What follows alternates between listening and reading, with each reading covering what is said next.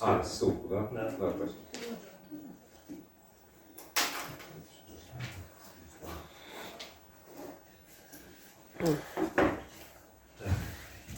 Еще раз доброе утро, коллеги. Так, меня зовут Соловьев Иван Михайлович, если кто не знает, я директор Института новых технологий.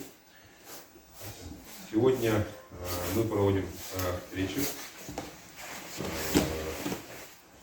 Акоповым Рубеном Эрнестовичем, генеральным директором Сферума, который приехал к нам в республику специально для общения с вами. Как вы знаете, мы в этом году, прошлого года, начинаем активно внедрять сферу в нашу деятельность.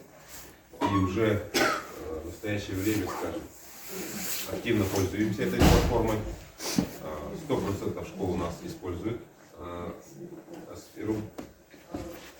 И сегодня такой формат общения у нас будет. Ну, Рубен Эрнестович расскажет немножко статистику, какие-то показатели, логику работы. А вы и свободное общение. То есть вы можете задавать любые вопросы. Какие-то, если у вас есть претензии, если какие-то замечания, какие-то вопросы, пожалуйста, у нас открытое общение сегодня, есть время у нас. Так что призываю вас всех активно общаться, активно участвовать в нашем совещании, в нашей встрече. Так, пожалуйста, вам. Да, спасибо. Единственный вопрос, если сейчас трансляция идет, меня будет слышно, да? Микрофон, все. Петр Сергеевич, будет слышно, да? На всякий случай уточню. Да. Ага. Да, хорошо. Я тогда начну с презентации и сейчас буквально с колес постараюсь сделать так, чтобы видно было ее всем.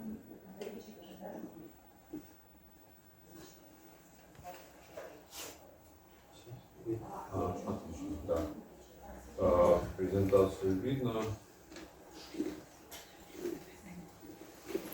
Это презентация, которая была сделана на Всероссийском совещании региональных министров и руководителей системы образования регионов буквально на прошлой неделе в пятницу. Я немножко по ней буду прыгать, потому что для министров был особый режим, в первую очередь, с учетом того, что они знают статусы по статистике, вернее, нужно было проговорить про статистику. С учетом того, что я не уверен, что мы со всеми вами знакомы, начну все-таки с, скажем так, от предыстории создания Сферума и куда мы сейчас пришли именно с точки зрения функционала. Если говорить про Сферум, даже так спрошу, тех, кто не с нами сейчас, сложно спросить, кто не слышал про Сферум, можете поднять руки? Понятно, слышали. Тогда коротко совсем история. Сферум начал свою жизнь в 2020 году. В 2020 году была ситуация с пандемией. Весной, в марте, апреле-мае 2020 года было непонятно, что будет происходить дальше. Школы уходили или ушли в карантины, и, слава богу, уж не знаю, насколько можно говорить, слава богу, но тем не менее ситуация была перед летом, то есть в мае большинство отправили в ранние каникулы, и, соответственно, все равно был вопрос, как мы будем жить в новом учебном году.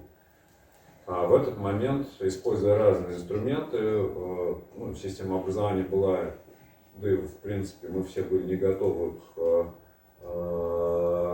той ситуации, которая есть там технически, организационно, да и, в общем-то, головой ни педагоги, ни родители, ни дети были не готовы. Перед нами тогда поставили задачу сделать систему, которая позволила бы реализовать возможность коммуникации в дистанционном режиме. На этом этапе использовали разные российские системы, нестандартно платные были, использовался Zoom, западная система, который тоже был в таком простейшие варианты были бесплатные, все остальное было платное. Ну и, как отмечали педагоги, Zoom позволял детям, дети творческие личности, распространять ссылки, которые давали детям педагоги, распространять по сети. Ну, на уроки попадали разные посторонние лица, хулиганы, деструктивные элементы, которые срывали уроки. Мы на первом этапе сделали систему видеоконференц-связи для того, чтобы можно было проводить уроки, различные дистанционные мероприятия, классные часы, родительские собрания и так далее. Ну и в конце 2020 года возникла первая версия, она была создана на базе продуктов ВК. ВК — это группа компаний, в которой есть большое количество проектов. Ну, многие знают проект ВКонтакте, про него сейчас отдельно скажу, потому что периодически ставят вопросы, что там ВКонтакте мы или нет. Одноклассники, музыка, клипы, ну, собственно, сервис Mail.ru, с чего началась история группы, то есть это почта. Также в последнее время развивается ВК Мессенджер. Как раз во время пандемии начали активно развиваться звонки. Все это, так сказать, дает возможность создавать в соответствии с планами, с интересами государства разные продукты. Сферум, собственно, вобрал в себя и выбирает в себя решение группы ВК, которая используется и для гражданской жизни, для личных коммуникаций. Но в нашем случае это система, которая существует, ну, в том числе в интересах государства и в соглашении с государством. Первая часть была, как я сказал, это видео, и ну, вот сейчас мы с вами, я сбоку не вижу, сколько у нас в звонке присутствует, но мой опыт личный показывает, что, например, 4 недели тому назад, например, 4 недели, я был в Самаре была встреча с представителями колледжей, школ, детских садов. Там был, Самара тоже меньше, чем Якутия, но все-таки большой регион. Там было порядка 800 человек, которые были в подключении. В зале было человек 20-30. Мы на данном этапе, ну, как говоря техническим языком, тянем большой объем подключений. То есть это может быть и 100, и 200, и 1 или 2 тысячи в звонке человек. Это не самый эффективный режим, потому что, как вы знаете, наверное, те, кто проводит те или иные дистанционные мероприятия, ну, вот Артем пишет 60 подключений, звонок, если в нем много людей, он не очень управляемый, сейчас про это чуть-чуть тоже проговорим.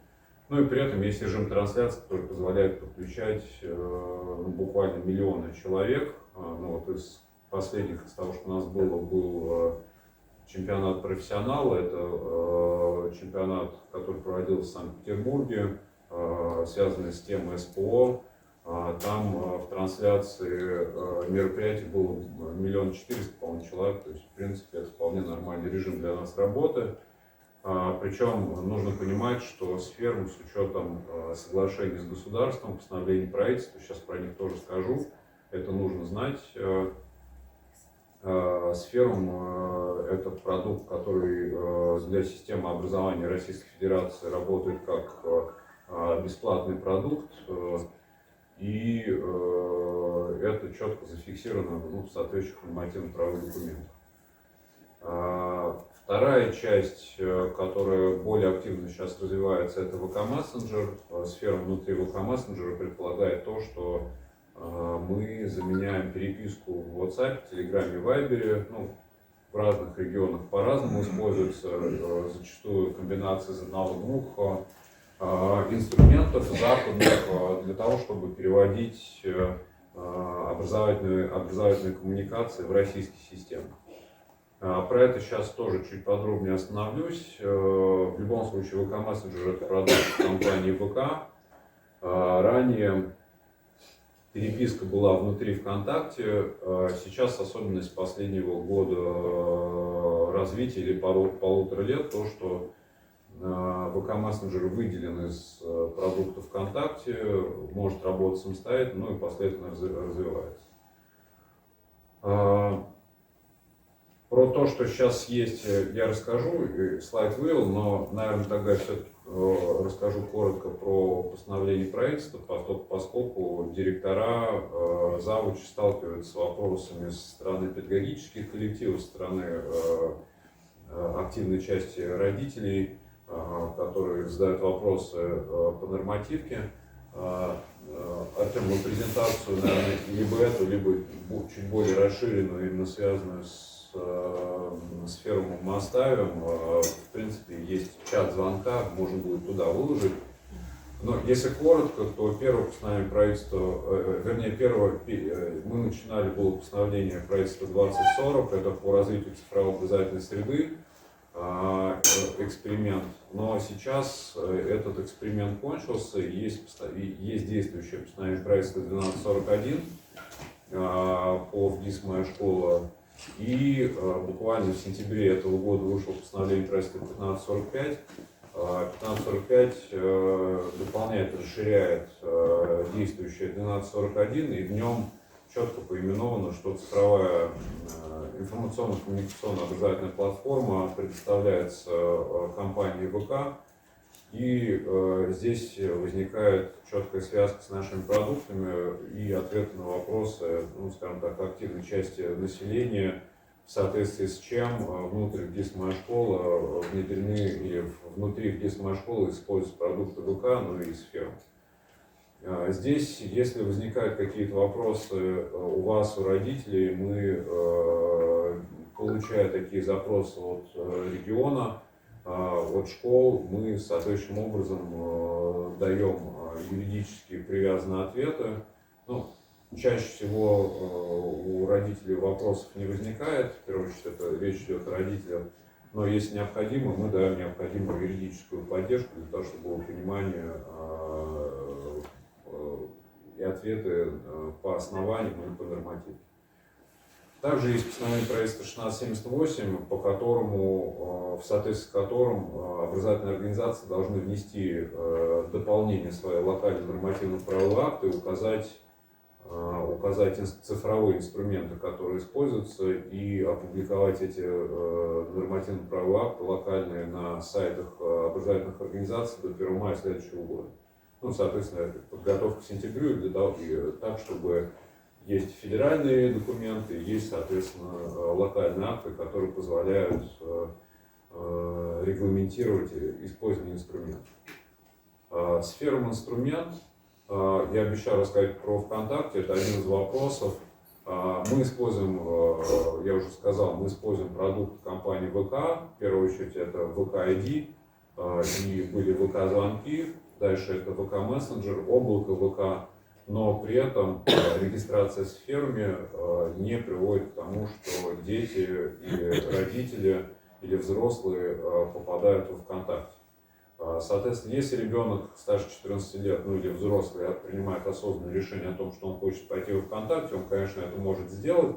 Если же пользователь не заинтересован в том, чтобы попадать в ВКонтакте или другие продукты ВК, используется исключительно сфером и исключительно в образовательных целях. При этом сфером создан так, что, используя продукты ВК, в нем не допускается, ну, например, у нас есть каналы, но каналы четко для образовательных целей, и, соответственно, ребенок, ну и взрослый не получает информацию в каналах, не связанную с образовательной деятельностью, вне зависимости от того, какая она там, взрослая, не взрослая, он просто не получает. Точно так же идет модерация эмодзи, ну то есть есть базовый набор, смайлики, есть какой-то, ну скажем, даже не то, чтобы взрослый, да, там 18+, есть просто материалы, контент, который детям ну, в общем, нет смысла показывать, ну и точно так же в продуктах или внутри сферы нет рекламы. То есть это такие основные принципы, которые мы соблюдаем. И в том числе, буквально с самого начала мы старались соблюсти принцип, что с ребенком может связаться родитель, администрация школы, но в принципе мы ограничиваем общение, коммуникации с ребенком внешних и неизвестных ему людей. Мы сейчас постепенно открываем возможности для общения, то есть если у меня есть или у пользователя есть кто-то в телефонной книге, то и в сферме с ним можно списаться.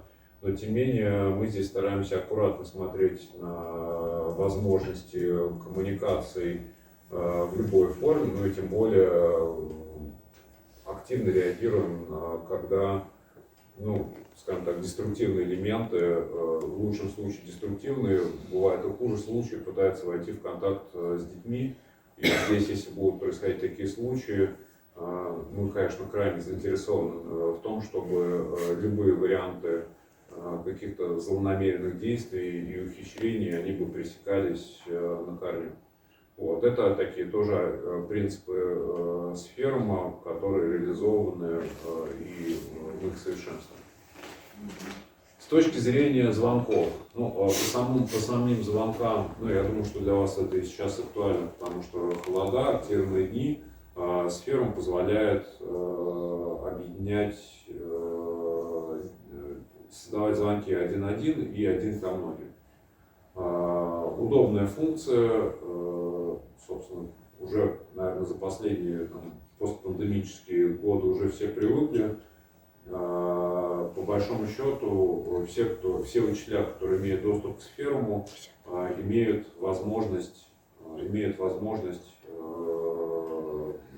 создавать звонки, посылать ссылки.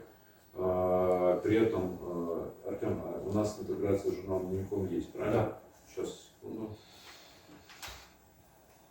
Я посмотрю.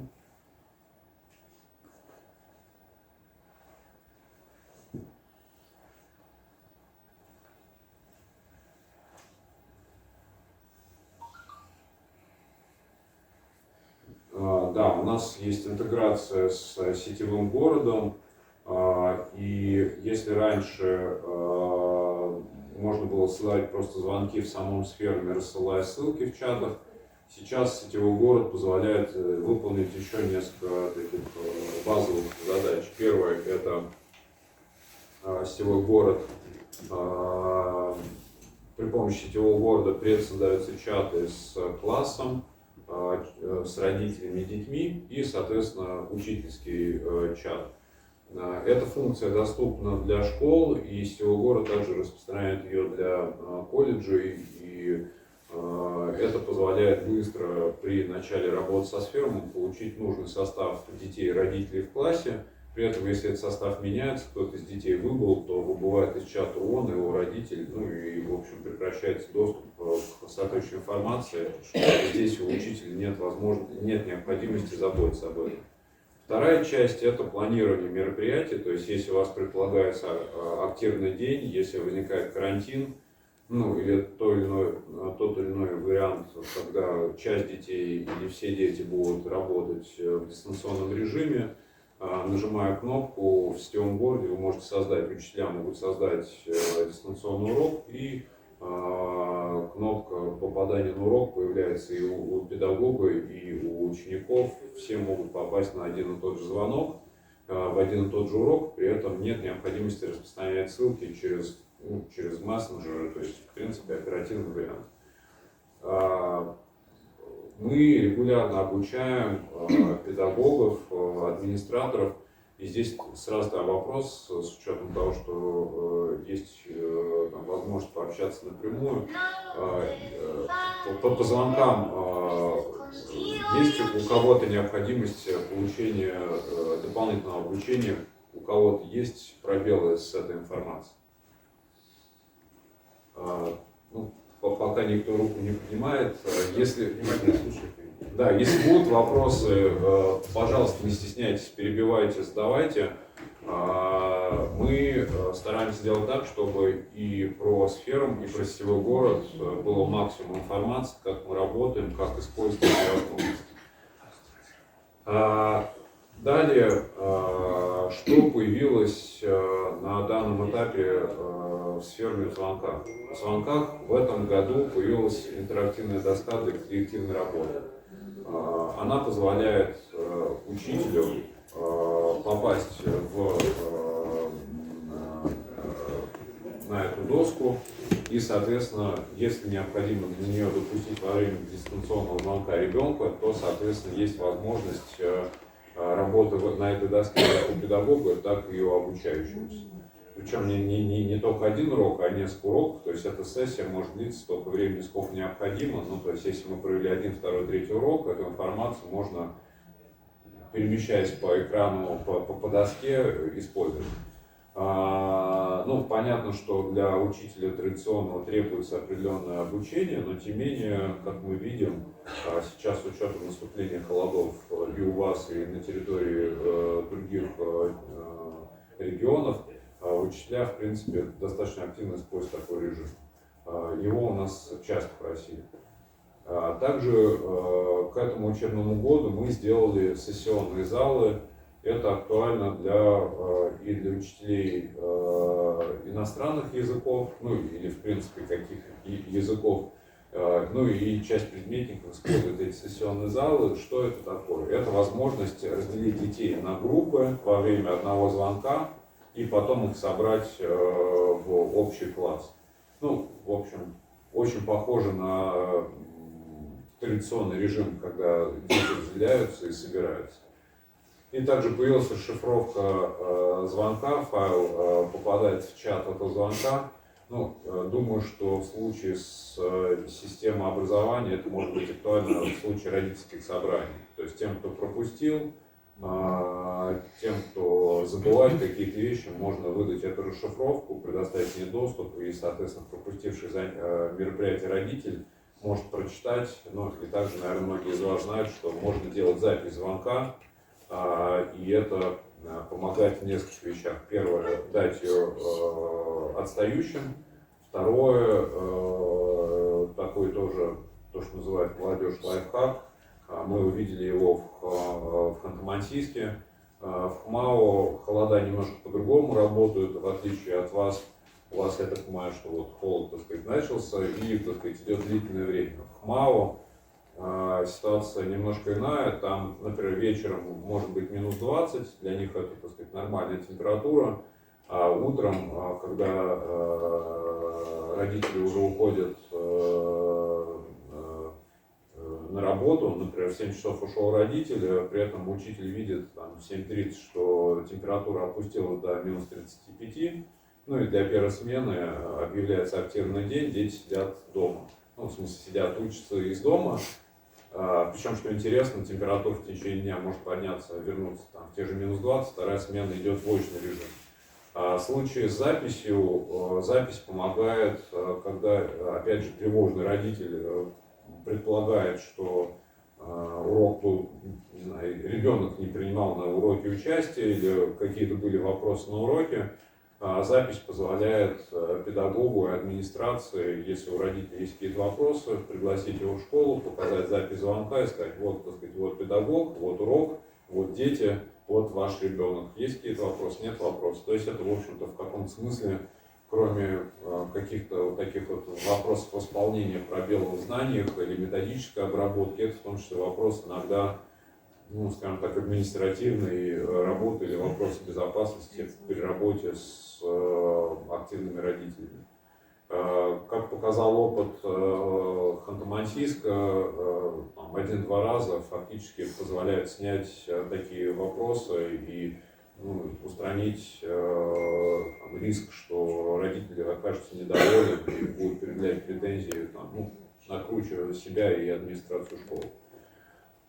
Далее, и опять же запись звонка можно выдать родителю, который по тем или иным причинам на родительское собрание не пришел. Далее, по чатам. По чатам, я думаю, что многие из вас знают, что учителя, которые связаны со своими педагоги, которые связаны со своими образовательными организациями, поправляю здесь, потому что это могут быть учителя, это могут быть воспитатели, это могут быть преподаватели колледжа. У них есть академическая шапочка. Сейчас я, наверное, приостановлю трансляцию, покажу, как это выглядит. Наверняка многие из вас знают, но на всякий случай просто как повторение моего обучения сейчас.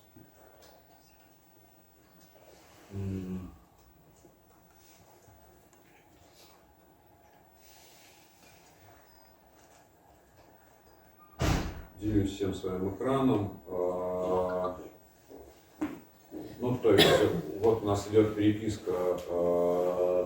Это переписка с Департаментом образования и науки города Москвы.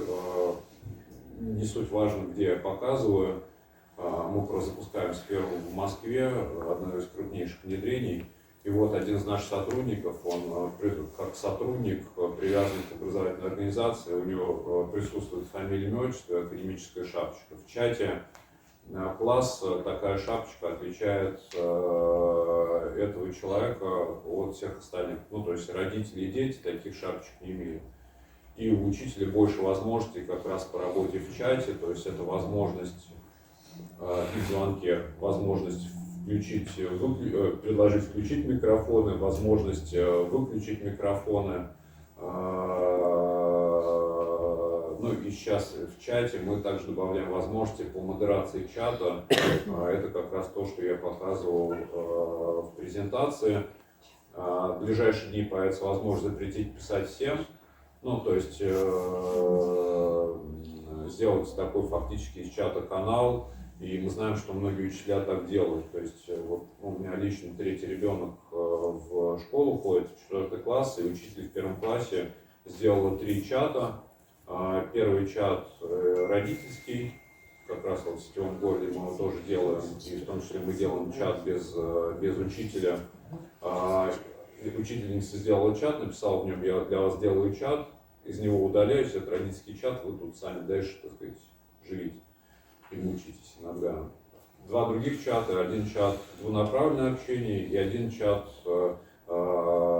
где право писать есть и у учителя, и у тьютера класса. То есть в этом случае учитель те данные, ту информацию, которую не хочет видеть спам, в виде комментариев различного характера от родителей, туда информация вносится. Ну, в частности, в понедельник напоминаю вам, что сегодня утром мы приходим чуть раньше, подъем флага и так далее.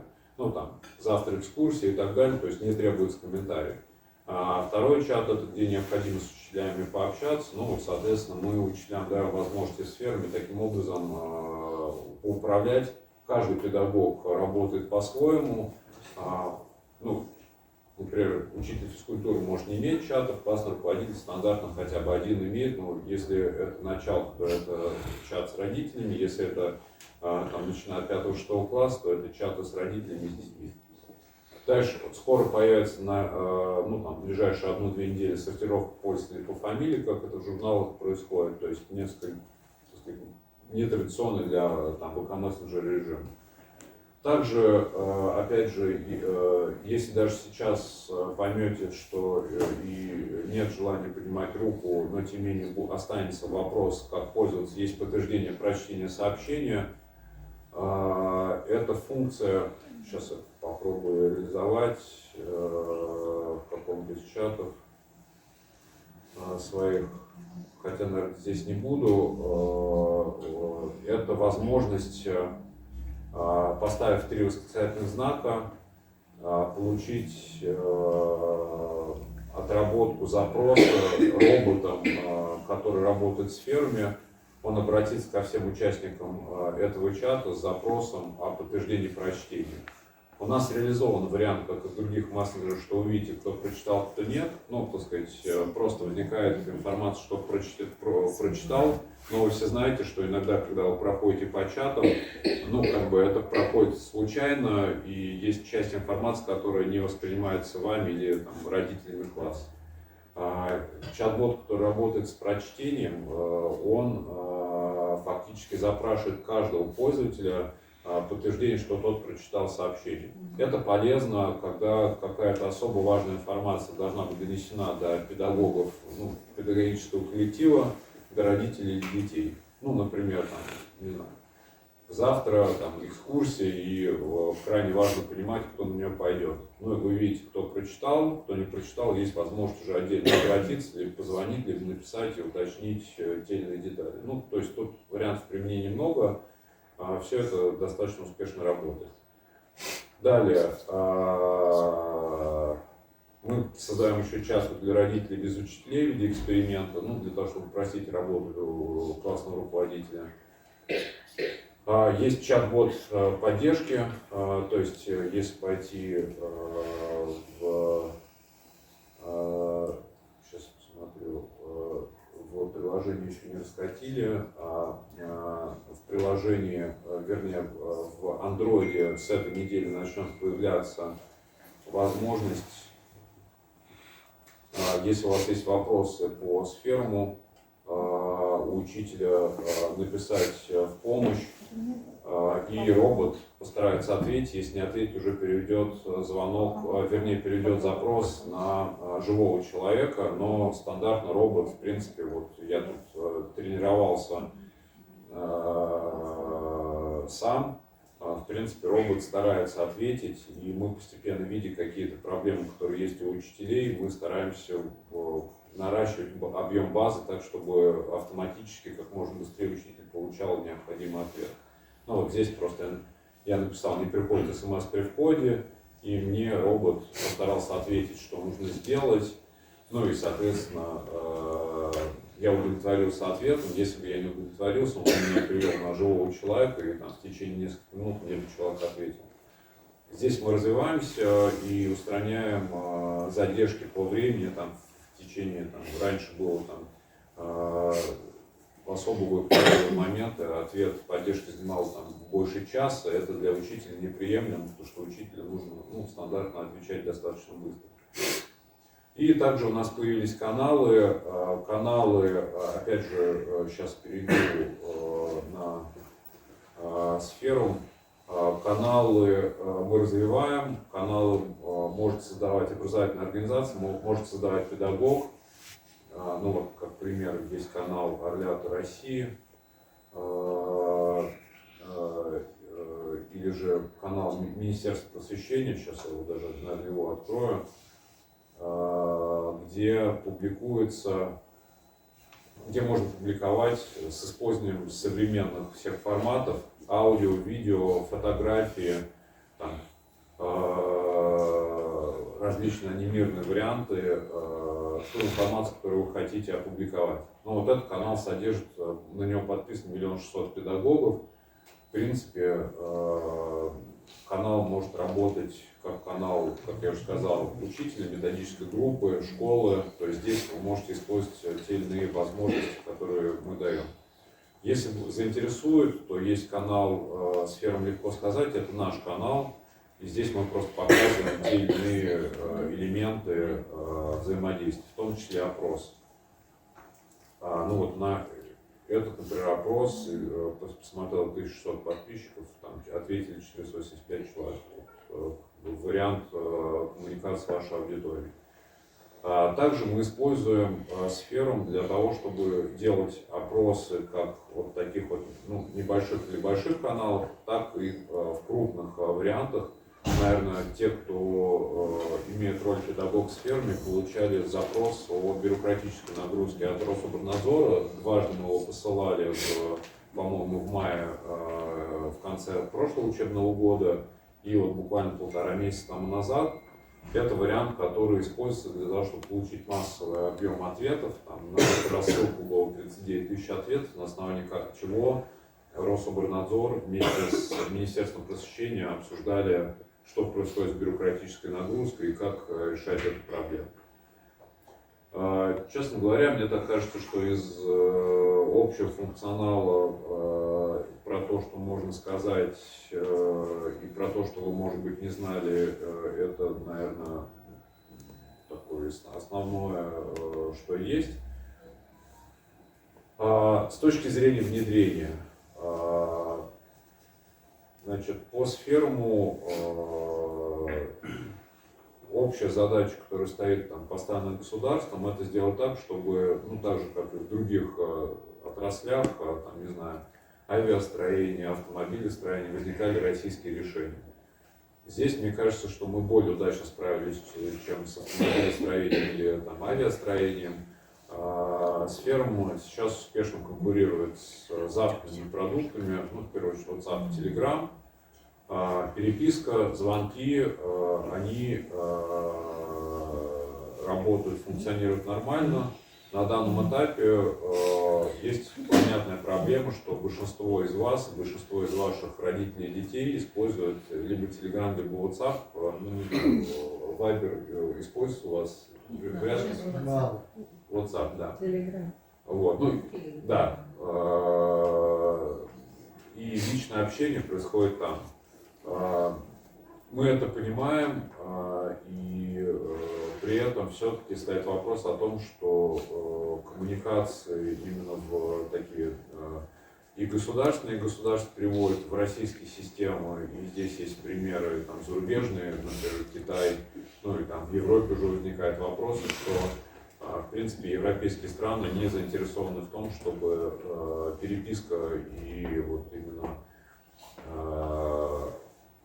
государственные темы, и в том числе образовательные, они выходили бы наружу за территорию Российской Федерации. Поэтому, в том числе, сферам сделан, сферам адаптирован по необходимости работы в образовании, в том числе с детьми младше 14 лет, ну и на самом деле младше 18 лет. И здесь есть понятная проблема, что все за многое количество лет привыкли, так же как летать на Airbus и Boeing, все привыкли работать на западных системах.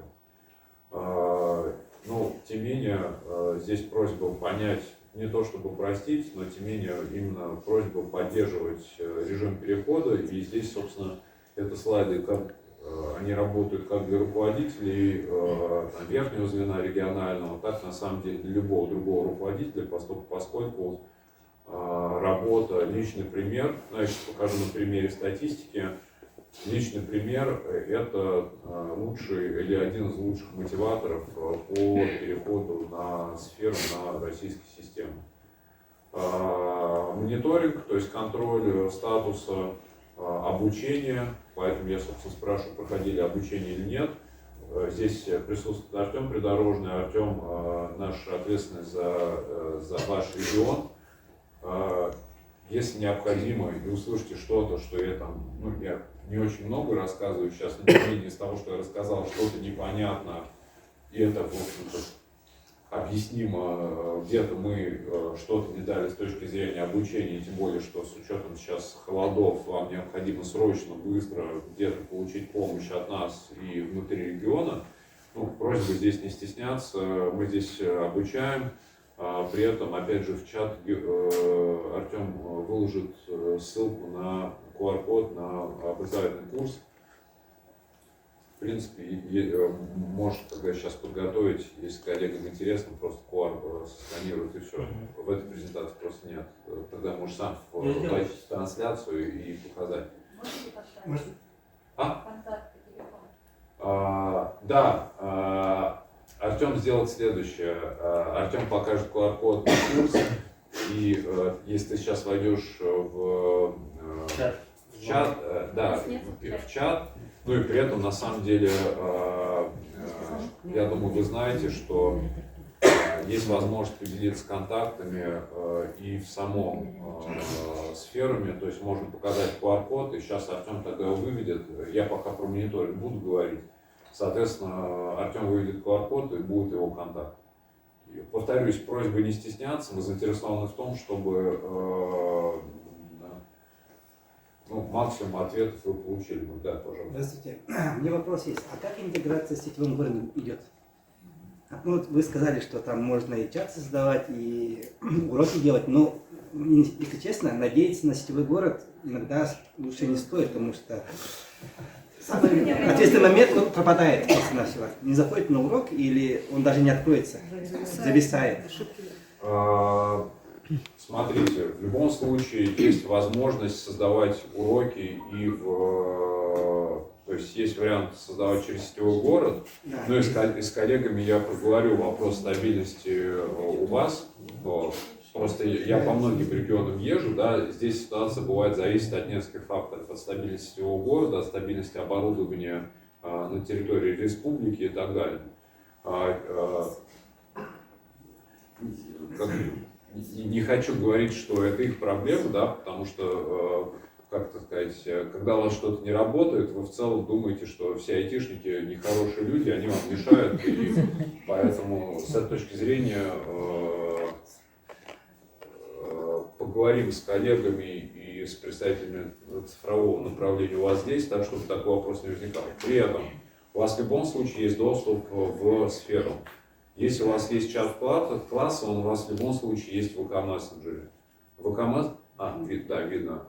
В любом случае, любой самый удобный вариант, если работает сетевой город, там создать дистанционный урок, потому что тогда нет необходимости делать то, что я сейчас создаю. Я создаю сейчас звонок просто по ссылке. То есть я сейчас секунду.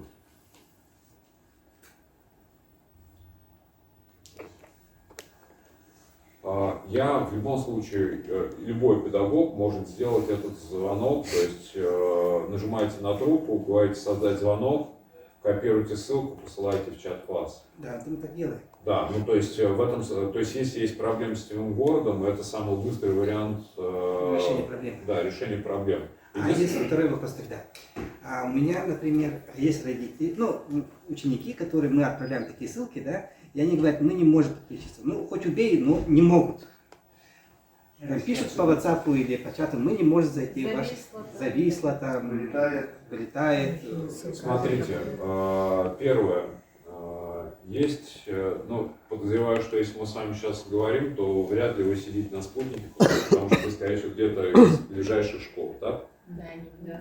Вот, соответственно, первый вариант попробовать провести какие-то родительские собрания для того, чтобы посмотреть, как работает в нормальной жизни звонок.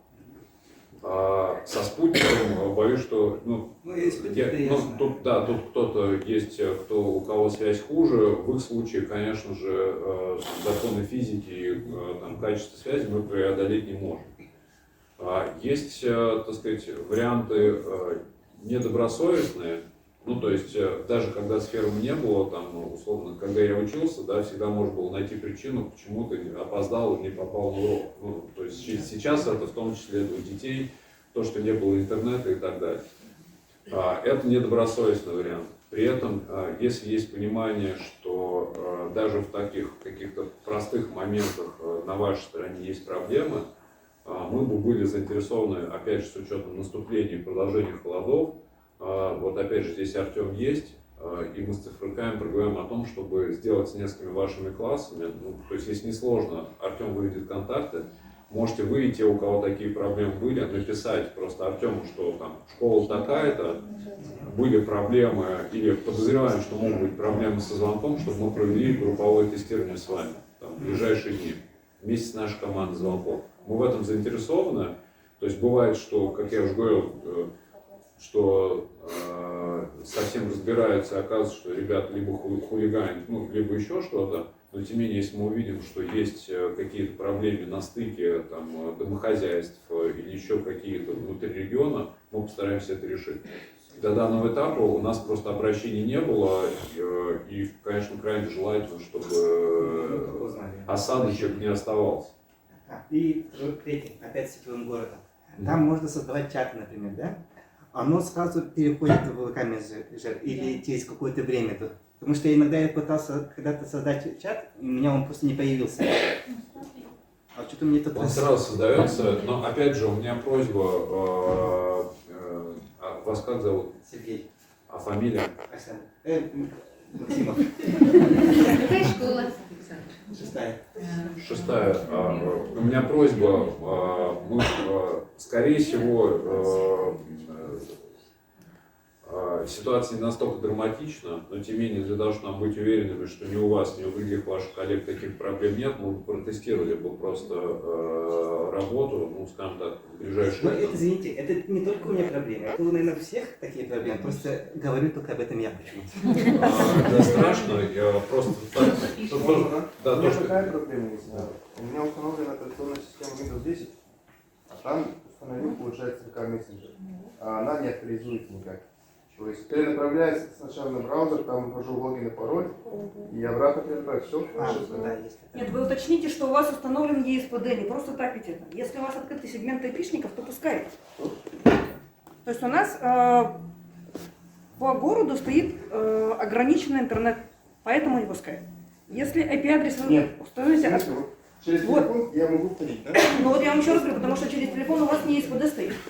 Коллеги, давайте так. Тоже Вот этот вопрос нужно поднимать на уровне Ростелекома и Управления образования, потому Да, что... ну я сейчас общий ответ дам. То есть, смотрите, если у вас есть проблемы, и при этом есть в том числе понимание, что ну, в случае с перепиской проще, сейчас про СПД скажу, ну, скажем так, более-менее универсальный ответ. Если не подойдет, в любом случае имеет смысл там, с Артемом и коллегами из Ростелекома поговорить. Ну, опять же, цифровиками в республике. Я, конечно, извиняюсь, но если я не ошибаюсь, то в августе этот вопрос поднимали для Артема. Да, ну я как раз хотел Я здесь, может, прокомментировать. Да. ЕСПД прокомментирует, наверное, да?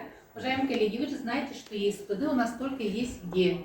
Только в наших образовательных организациях, да, соответственно. Я, конечно, понимаю, что многие из вас, мы когда проводили не один раз вебинар, семинар, мы всегда говорим о том, что необходимо вашим администраторам, то есть вашим сисадминам, да, направить в адрес Ростелекома, чтобы открыли доступ в сферу.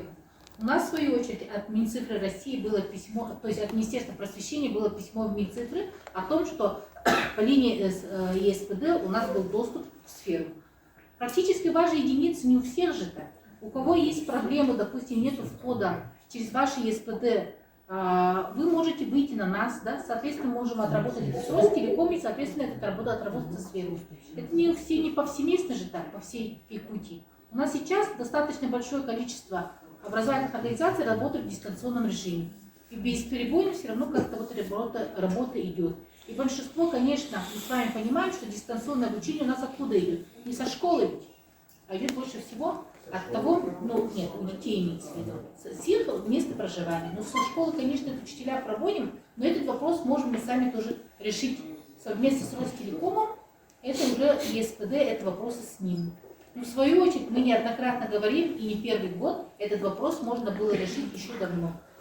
Написать им письмо. А почему тогда Ростелеком, например, блокирует? Сейчас, давайте я отвечу. Ростелеком не блокирует сферу. Справедливо, мы 2-3 раза обновляли письмо сферу Минпрос, Минцифра. Но я думаю, что мы сейчас коротко про СПД все-таки закончим. Мы просто с Артемом разбирались в том числе с этим вопросом и в Хабаровском крае. Да, сфотографируйте, чтобы не отвлекать. QR-коды, хороший режим быстрого, не знаю, взаимодействия с аудиториями. Ну, то есть QR-код хорошо работает, там хотим, например, всех родителей подписать на канал там, школы или на канал какого-то мероприятия. Ну и QR-код хорошо работает, если хотим меняться контактами. Ну, пока, я думаю, основная масса фотографировала. По ЕСПД существуют соответствующие письма по разблокировке сфер в образовательных организациях Российской Федерации. Если вы сталкиваетесь с этой проблемой, не живите с ней больше, чем один день. Мы проходили этот путь уже не один раз и с регионами, и с школами у вас внутри. Ростелеком, первое, обязан разблокировать. Второе, если возникают какие-то проблемы, во-первых, коллеги знают, в Ростелекоме здесь людей. Во-вторых, я бывший сотрудник Ростелекома, но вот в Хабаровске у нас там была какая-то там сложность, просто через фактически там, помощника президента Ростелекома мы ее закрыли, Артем, ну, чтобы не врать, 3-4 дня. Да. За 3-4 дня, если кто-то не понимает, просто быстро эскалировали вопрос наверх и спустили его вниз в виде решения. И если вы видите, что у вас что-то не работает, вы не ждите, что приедет там, человек из Москвы что-то сделает. Работает поддержка, работает Артем, работают коллеги у вас. Если вы видите, что там, проблема не носит такой очевидный технический характер, что у вас что-то упало там, на компьютере либо со связью, а носит системный характер, и вы понимаете, что там, вам завтра вести дистанционный урок, но вы обращаетесь в поддержку. Если видите, что вам нужно срочно, быстро и обморочно, всегда есть возможность вот, контакт. Я не призываю Артема писать день и ночь, потому что он порвется. Да, есть стандартные режимы поддержки. есть стандартные режимы обучения. Не стесняйтесь использовать и стандартные режимы, и повторюсь, если есть понимание, что очень срочно что-то нужно, и Артема, и меня можно найти. Несмотря на то, что мы находимся, там, Артем в Новосибирске, я в Москве. Ну, а Ростелеком тоже где-то размазан по всей России. Вот. Раз можно так добавить? Уважаемые коллеги, по поводу ЕСПД. То есть, да, мы поднимали этот вопрос с вами в августе на августовском совещании, но на сегодняшний день метод отработки какой? 100% это единичные случаи блокировки сфером в школах. Ну, это прямо единичные, потому что это видно по статистике. На сегодняшний день статистика среди образовательных организаций в Якутии, ну, она очень значительно увеличилась. Спасибо коллегам из министерства. Статистика увеличилась. Это показатель того, что коллеги работают, у них нет сложностей. Если у вас есть сложность, ну, с этим не нужно сидеть, как Рубен раньше сказал. Вы можете смело обратиться к коллегам в ИНТ, они помогут решить этот вопрос. Механики, отработки этих ситуаций у нас есть. Просто, значит, вы не пришли с данным запросом к коллегам, потому что они являются как бы нашими руками, глазами, ушами в вашем регионе. Они знают даже больше, чем мы в чем-то по продукту. Они прям с вами работают. И они, вот Виктория Радиковна, она, например, сама регистрирует даже учителей или организации. Так что, коллеги, обращайтесь. Если до меня не можете, до меня выйти, вы спокойно можете выйти на коллег из НТ, они помогут закрыть ваши вопросы на региональном уровне спокойно. Можно, да, точнейший вопрос? То есть Да. для кого-то они открыли и помогли школам, а остальным как? То есть ждут, пока обратятся в школе? Смотрите, коллеги, здесь Я так поняла. единичный случай, это не массовый случай. Это массовый случай. Нет, у нас все работает. У вас, скорее всего, открытые сегменты айпишников стоят, Коллеги, понимаете? с какой школы? Вот, открытые, значит, у вас такое не должно быть в том кабинете, где дети обучаются, понимаете? Коллега, с какой школы? СОЖ 24. СОЖ? 24. Хорошо. Давайте мы с вами тогда коррекционная школа, нет, не СОЖ. Нет, обычная школа. Обычная школа. Хорошо. Просто я вот первый раз на ней обычно 24 школы. Просто мы сейчас столкнулись именно с тем, обычно, ну, как бы не было дистанции. Давайте мы тогда еще с вашим сисадмином уточнимся насчет блокировки Ростелекома. Давайте мы заявку вашу поднимем, вы отправляли или нет. Хорошо? Хорошо. Давайте этот момент отработаем. Да, и на все, то есть давайте не будем сейчас концентрироваться и начать и Ростелеком затронем, и выборы США, тем не менее просто по СПД письмо есть. Письмо по разблокировке относится именно к тому, чтобы сферам работал. Еще раз повторюсь, что не ждите момента, когда будет срочно обруч, нужно куда-то бежать. Централизованно первое. Второе, если возникают какие-то точечные проблемы, ну, во-первых, регион знает, к кому ходить. Во-вторых, ну, буквально, так сказать, наверх Ростелекома конкретную ситуацию мы имеем возможность поднимать и решать. Мы заинтересованы в том, чтобы сфера работала. И, естественно, не заинтересованы в том, чтобы у вас оставался и неприятный осадок, и самое главное, что вы не могли работать в школах. В случае с домохозяйствами там никаких блокировок нет. И на всякий случай разблокировка сферы не приводит к разблокировке ВКонтакте.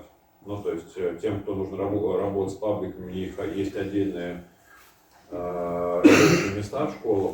И, кстати говоря, по пабликам, если будет какой-то вопрос, Артем, мы на регион планируем или 18 или 19 числа по пабликам мероприятия тоже обучающие. Ну, это скорее там, да, будет, потому что регион интересует. Вот. Можно еще вопрос, пожалуйста? Да. Вот просто я сейчас посмотрела, в мессенджере нет такого. Можно ли ввести такую функцию, что я могу просматривать, сколько авторизированных моих аккаунтов есть на других устройствах? Ну, допустим, если вот, ну, я как информатик, мне просто повезло сидеть в одном кабинете, а другим учителям, которые ходят по кабинетам. То есть они, соответственно, авторизируются. Можно ли как-то отслеживать, в каких еще авторизациях у меня Вы имеете в виду, чтобы контролировать, что вы где-то забыли? Да. Насколько я понимаю, на данном этапе нет, но вопрос интересный и справедливый, я это запишу. Да, допустим, вот в WhatsApp есть же связанное устройство, Да, и я оттуда понимаю, можно я понимаю, отключиться. точно. И также авторизация через приложение хотя бы, потому что учителя пароли не запоминают, это очень сложно. Смотрите, из того, что Вам уже... смешно?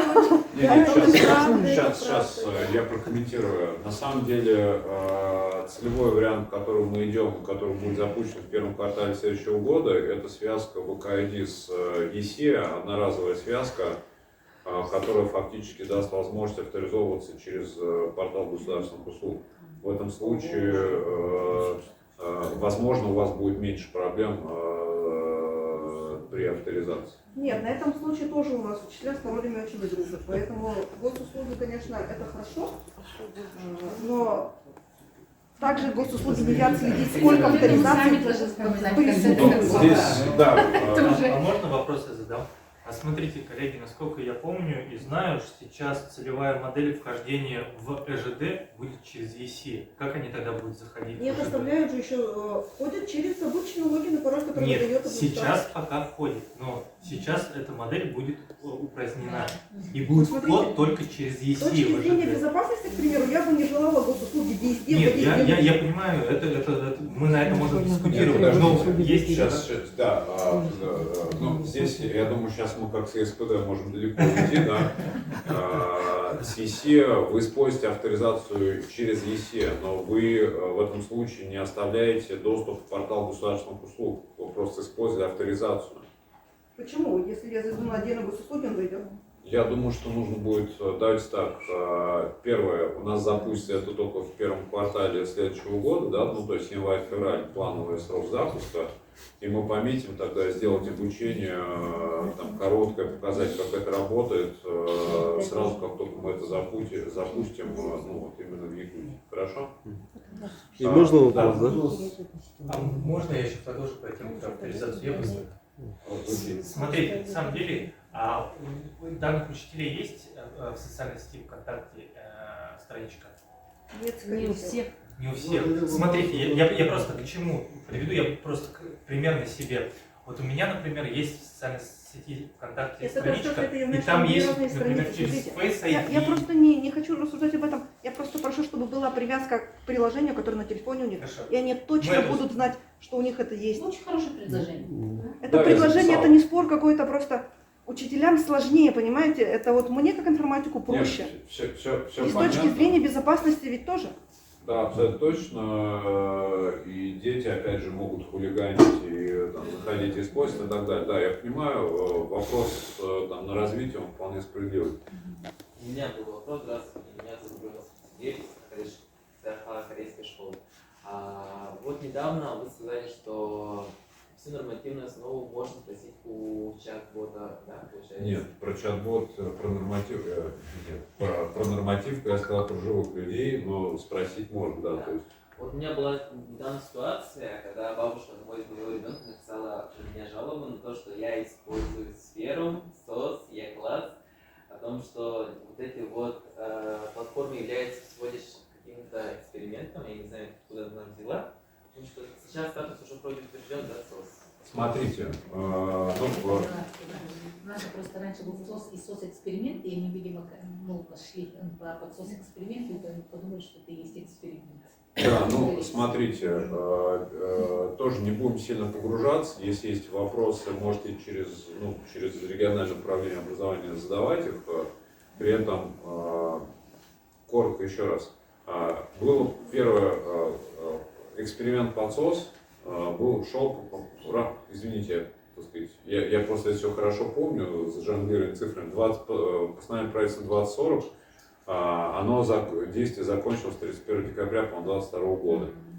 При этом летом 2022 года вышло постановление правительства 1241, оно в презентации есть, оно действует до данного момента, там уже это не эксперимент, а это развитие ГИС «Моя школа». ГИС «Моя школа» состоит из контентной части, журнал «Дневник» и, соответственно, информационно-коммуникационной образовательной платформы.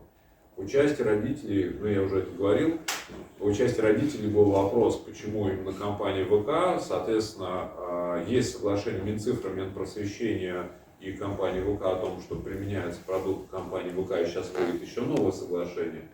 При этом вышло постановление 1545, вот оно здесь приведено, И там четко в пункте 3 написано, что там согласен, ну, в общем, вот можете использовать. То есть это, в принципе, это не робот отвечает. Если возникает обращение граждан, они бывают обращаются в управление образованием, бывает обращаются в прокуратуру. У нас есть достаточно типовой ответ, потому что они, в принципе, многие из них пишут достаточно там под кальку. Мы на них совершенно спокойно, легко отвечаем с привязкой к соответствующим документам. И при этом, еще раз говорим, и это, в принципе, все говорят, там, включая там, министр, что мы даем цифровые инструменты, но это не заменяет традиционное обучение. Соответственно, если родитель не хочет использовать цифровые инструменты, портал государственных услуг, электронный журнал «Дневник», сферу, не знаю, Я-класс, там, ГИС «Моя школа», там, во всем ее многообразии, он вправе ее не использовать. То есть никто заставить ее не может это делать. Единственное, что здесь тогда и у родителей будет необходимость там, ходить с бумажным журналом «Дневником», соответственно, там, не знаю, ногами посещать учителей и так далее. Ну, то есть цифровизация здесь помощник. Но опять же, если у вас возникают активные дни, а учитель, так сказать, оппортунист в части цифровых инструментов, тогда ребенок выпадает в этот момент из образовательного процесса. Ну, в принципе, так. Можно вопрос, да? И очень мало прав у администратора получается. И администратор не может менять свои роли участникам. Получается, вот дети ошибочно, как заходит учитель, а администратор не может их понизить до учеников, получается.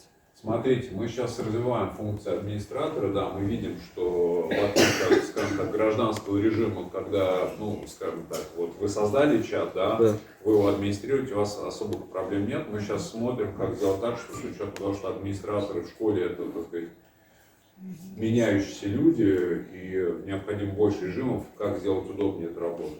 И следующий, вот пропала функция у классных руководителей создавать и добавлять своих учителей в класс. Да, потому что добавление администраторов в канал и в чат у нас там в канал сейчас выйдет, да, и в чаты. Базовый режим, который мы предлагаем, все-таки это работа через сетевой город. Просто смотрите, здесь был плюс в том, что такая функция была, она была изначально. Минус в том, что наличие многообразия функционала, оно опытным администраторам дает возможности, а неопытных путает. Туда идти, сюда идти, в сетевой город или вот таким образом создавать. Поэтому мы пытаемся уменьшить объем инструкций и вариантов работы. Вот. Но тем не менее, если у вас есть разумный набор предложений, вот опять же, есть контакты Артема, можно просто их написать, потому что, возможно, часть коллег сейчас это будет. Да. Не все до этого дошли еще. Да, потому что очень неудобно, когда в класс один администратор добавляет всех учителей, предметников получается, и может отредактировать. И хотелось бы у администраторов прав давать какие-то права классным руководителям, какие-то права учителям и детям, чтобы так было бы удобно. Да, мы смотрим здесь, в том числе обсуждали вариант создания такого корпоративной системы, но пока четкого решения внутри не приняли, потому что, опять же, мы вот видим даже по элементам звонка с интерактивной доской, с сессионным залом, с выключением микрофонов, что мы добавляем эти функции, а большая масса администраторов и учителей их не видит. Ну, то есть, с одной стороны, кому-то это хорошо, да, с другой стороны, бывает, что когда мы перебарщиваем с объемом возможностей, становится просто невозможно обучить и управлять. Вот, но тем не менее, замечания понятны.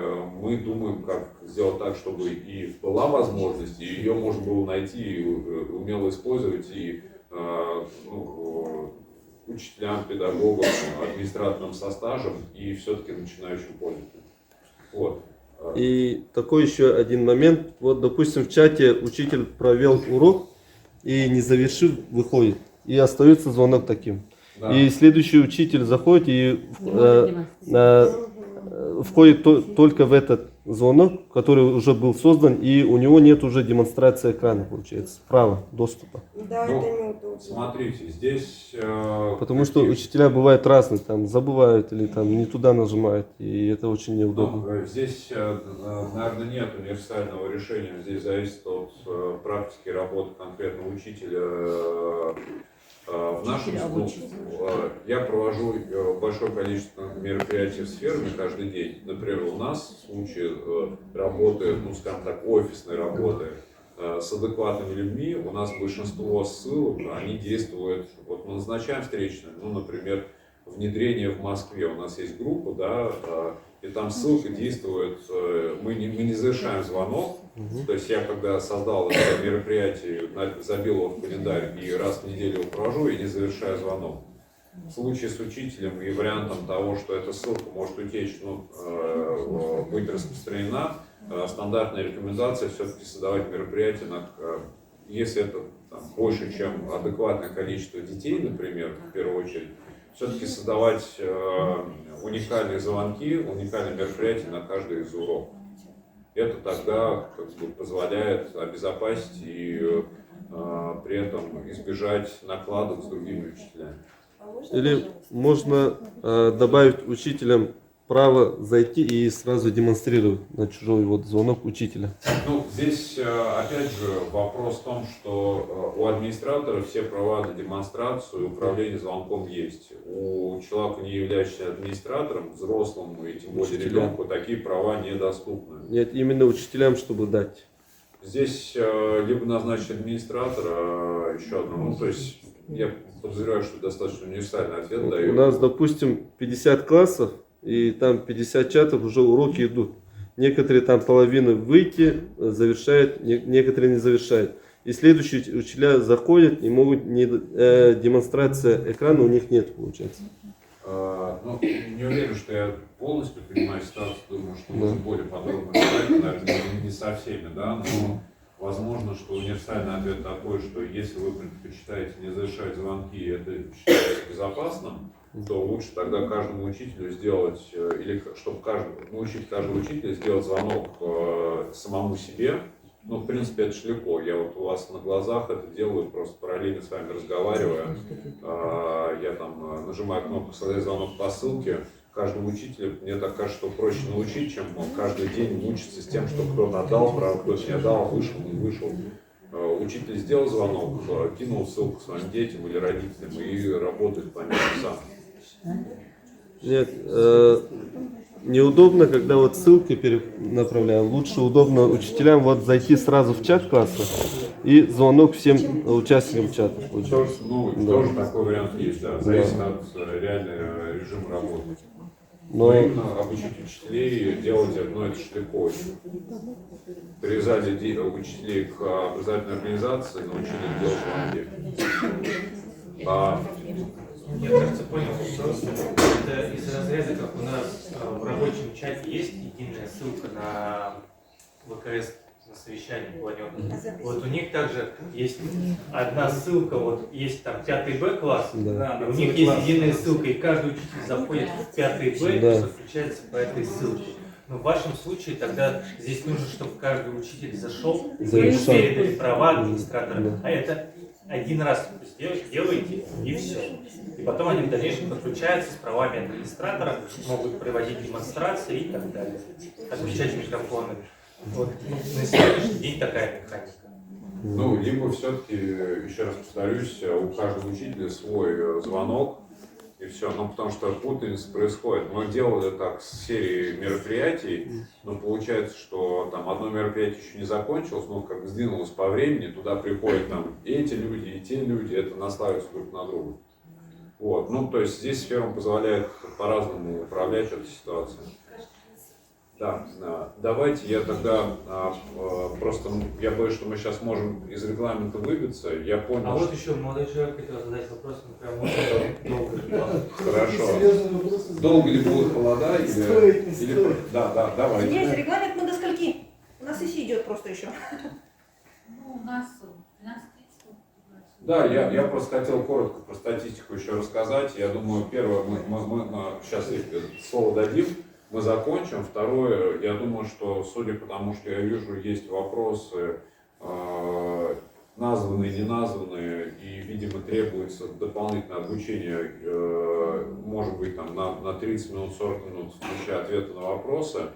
У меня будет большая просьба, мы еще не завершаем, просто Я фиксирую. резюмирую, да. Артем тогда на связи, имеет смысл ну, либо централизовать сбор, или же, если есть желание, написать, ну, структурированно, что вас волнует, какие вопросы остались незакрытыми. А Артем для того, чтобы мы организовали отдельные дистанционные мероприятия по местному времени, скажем, после обеда, после того, как первая смена закончится, и 1 или 2 раза провели бы такое мероприятие, чтобы ответить на все остальные вопросы. Да, готов ответить. Хорошо. Постараюсь, вернее. Вопрос. Вчера как раз вот писали дети. Сидит ребенок с телефоном. А у нас учатся дети слабовидящие. Я сейчас зашел в приложение, настройки поставил самый крупный шрифт. Но для наших детей, к сожалению, это недоступно. Может быть, это так просто, наверное, просьба на будущее, что-то с приложением сделать, чтобы хотя бы могли. Потому что у нас бывают дети, что прям увеличивают максимум и смотрят. Для меня, вот у меня тоже очки, даже вот с такого расстояния вот этот максимальный шрифт не видно. Да, вопрос справедливый, и мы смотрим, что еще сделать. У нас есть расшифровка. Для вас самый простой вариант — это просто сделать так, чтобы шрифт можно было менять больше Ну масштабе. да, через саму Android, но вот именно хотелось бы настройку приложения. Да, я понял. На сколько процентов примерно, хотя бы эксперт может сказать, там 200? Наверное, все 400, потому что потому как удобнее. Просто, насколько я помню, в том же Телеграме, у меня просто после ковида зрение тоже начало плавать. Но вот, насколько я помню, например, даже там, конкурентов у Телеграма, по-моему, 200%. Я так понимаю, это не спасает, так? Вот я сейчас пытаюсь какой-нибудь документ найти, хотя бы как я видел. Да. Что-то быстро не могу. Да, мы обсуждали тему по слабовидящим, подумаем, что сделать, чтобы было удобнее. Если можно... Пользуясь, наверное, второй вопрос задам, но такой просьба. Все-таки техника сегодня, будем честны, регистрирует многих учителей. И понимаю, что сфера это продукт ВК, и сегодня их регистрируют такой это боль. Потому что нужно создавать все-таки ID. Хотелось бы все-таки на будущее какой-то более простой регистрации, хотя бы по номеру телефона. Я понимаю, это сложно, наверное, ну вот как по желанию. Ну, в базе на самом деле ВК-ID работает по номеру телефона, при этом, как уже сказал, мы в любом случае запускаем в начале следующего года возможность связывать ВК-ID с ESE, ну то есть использовать ESE как основного входа, но связь с ВК-ID будет нужна. И мы плюс прорабатываем сейчас вопрос не было, вопрос мало обеспеченных и многодетных семей. Просто бывает, что не у всех есть телефон, а общаться хотят все. Бывает, что не хотят общаться, в этом случае там вопрос снимается. Если хотят общаться, мы смотрим, как с этим работать. Просто по закону о связи мы должны, каждый, кто работает в мессенджере, должен быть привязан к номеру, к телефонному номеру. И здесь мы должны выполнять этот закон, но мы смотрим, как это сделать. Что есть сфера, что должны через все.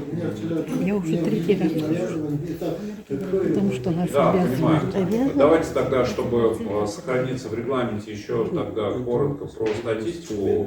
Ну, первое, хотел поблагодарить вас за рывок вперед. Вот здесь вот вся Россия. Эта статистика онлайн, она доступна на уровне региона и на уровне ваших муниципальных координаторов. Это, соответственно, 15 мая, 26 мая, самый конец учебного года. Здесь видны лидеры, ну вот, Белгородская область, Пенза, 37% активных педагогов, Оренбург, ХМАО 25%. Начало учебного года, это я смотрю активных педагогов по школам. Начало учебного года, первые 2 недели, Якутия на, скажем так, почти на нулевом уровне. И, соответственно, на текущем этапе, что у нас есть, там 12.4. При этом можно видеть, как меняется динамика по другим регионам. То есть первое, что я хотел сказать, что внедрить сферу можно. Я уже говорил, что сложно, потому что есть конкурирующие продукты западные, к которым все привыкли. Тем не менее, первое можно. И здесь есть примеры по школам 40% к 40%. По Якутии сразу тоже хочу сказать спасибо, 12,4%. И, в принципе, вы растете. Это хорошо. При этом, если кому-то будет интересно, по дошколке, в принципе, ситуация тоже достаточно быстро меняется в положительную сторону. И, кстати, воспитатели более восприимчивы к задачам по внедрению, не знаю, странно это или нет. И это статистика по колледжам из ближайших. Вот у нас есть пример Томск, 81%. Красноярск 40% и так далее. То есть, в принципе, Тыва 40%. Но, правда, колледжи, наверное, 2 начали работать и уже, в общем... Не, у нас 10. Окей. Здесь смысл послания, что первая статистика есть, причем, что интересно, есть возможность по этой статистике проваливаться, если мы говорим про уровень муниципалитетов, на уровень муниципалитетов. Есть активные педагоги, активно обучающиеся. В личных кабинетах школ есть данные по активным педагогам. В ближайшее время мы добавим активных обучающихся. Эрнестович, а давайте отфильтруем по уменьшению, какой самый активный у нас. Муниципалитет? Да, давайте посмотрим. Проблем? У нас сегодня какие, Татьяна Александровна, подключены муниципалитеты? Нет, Мирный и Ленск. И город. Подключены сейчас у нас город Якутск и наши подведомственные организации. То есть, коллеги, давайте вот смотрите, в разрезе республики, да, мы посмотрим с вами. То есть на сегодняшний день вот, республика у нас по активным педагогам, по школам 12%. И вот эти 12% нам основной прирост дает Житейский городской округ. А город Якутск у нас на 5-м месте. Коллеги, мне кажется, нам в городе Якутске поднажать, потому что у нас здесь с вами и интернет лучше, и мобильная связь лучше. Я вам говорю, это есть куда виноват. Значит, надо отрабатывать эти Здесь всегда, да. При этом мы можем, опять же, видеть там, на уровне муниципалитета лучшие школы, то есть по активности видно как раз лучшие школы. И это на самом деле могут анализировать руководители, и в каждой школе можно посмотреть активных педагогов. Идеальный вариант, когда в школе есть и активные педагоги, и при этом есть активно обучающиеся. Но, к сожалению, не было вот это ГБ, НОУ, РСЯ, РЛИ, не смогу расшифровать. Да. Но вот, например, есть 26-я общеобразовательная школа, активные педагоги, и, пожалуйста, 82% активных обучающихся. То есть 17-я школа, 6-я школа. То есть, в принципе, есть хороший пример, на который можно ориентироваться. И я думаю, что, опять же, у директоров, администраторов этих школ можно спрашивать, как они пороги ГСПД, неработающие лифты, холод или еще какие-то проблемы, которые мешают внедрять. Вот, кстати... Можно вопрос, да? Да, ВК-мессенджер и ВК-звонки – это разные вещи. ВК-мессенджер, встроены ВК-звонки. То есть можно технически ВК-звонками пользоваться? И это будет сферум? Смотрите, правильно пользоваться именно сферумом внутри ВК-мессенджера, потому что там есть соответствующие настройки, связанные с образованием, в том числе работа учителя, в смысле педагога, и настройки, которые нужны именно для школы. И в том числе есть интерактивная доска, я не помню, в ВК-звонках она есть отдельно или нет. Вот. И опять же, статистика считается именно по сферам. То есть по ВК-мессенджеру? Потому что ВК-звонки точно не блокируют ЕСПД. ВК-звонки не блокируют, но и сферу не блокируют. Все-таки давайте наладим работу ЕСПД. Это действительно несложно. Я, в общем-то, закончил. Я понимаю, что, наверное, нужно... То есть я из того, что записал, мы постараемся отработать, в том числе поговорим с сетевым городом. Про СПД поговорили.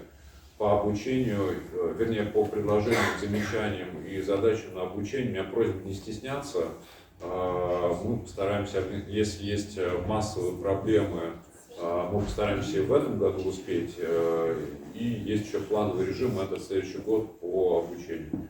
То, что касается звонков, просьба Артему написать. И у кого еще такие проблемы были, и есть подозрение, что будут проблемы, опять же, с учетом того, что я сожалею, я не застал 50 градуса, мне хотелось, так сказать, хоть раз в жизни увидеть, что это такое. Тем не менее, если вы понимаете, что в ближайшее время вам придется работать в дистанционном режиме, есть какие-то неуверенности, давайте это проверим заранее с нашей командой звонков. Смотрите, можно я Да. предложение? Коллеги, смотрите, по поводу ЕСПД. Ну, давайте мы здесь все-таки централизованно сделаем через коллег из ИНТ, то есть обратиться к коллегам ИНТ, они направят общий список, мы там отработаем. Потому что как в Хабаровске, там же точно так же получилось, что мы потом ждали список собирали. Это раз. По обучению мы с коллегами с ИНТ на этой неделе запланируем по времени, скоординируемся, и на следующей неделе, я думаю, мы уже организуем обучение. Там в понедельник, определимся. На следующей неделе точно организуем. А по поводу тестирования ВК-звонков, коллеги, здесь это можно протестировать, это несложно протестировать, это даже нужно, чтобы вы сами убедились. Но яркий пример, мы в начале сентября активно тестировали регионы ДФО, потому что у нас там была пересмотрена маршрутизация, в ВК-звонках, для того, чтобы не было задержек, пингов и так далее. И мы в Якутии вот честно, не вспомню сейчас, с какой мы школой тестировали, но я знаю, что эта школа работает дистанционно со всей республикой. Вы понимаете, про кого я говорю? Там Петр представитель был, помните? Он на августовке ко мне подходил, мы общались.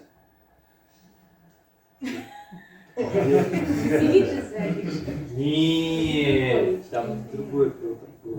Ну ладно, рисуй, мы тестировали. Давайте, просто чтобы, опять же, чтобы ложка найти, осадка неприятным не было, давайте посмотрим, если, волонтера одного мы видим, если есть там 2-3 школы, не только в городе, а еще где-то рядом, чтобы мы просто сделали отдельно там 2-3 звонка с включением наших специалистов по звонкам, и можно в тот же чат декларировать результаты. Там успешно, не успешно, были проблемы, нет. Если были, то как решили, чтобы этот опыт достался всем остальным, и всем быть готовы.